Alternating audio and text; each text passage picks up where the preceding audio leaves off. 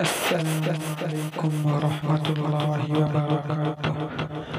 آج ہم سیکھیں گے کلمہ طیب یعنی پہلا کلمہ۔ سب سے پہلے آپ میرے چینل کو سبسکرائب کر دیں۔ چلیے سیکھتے ہیں کلمہ اسلام کے کلمہ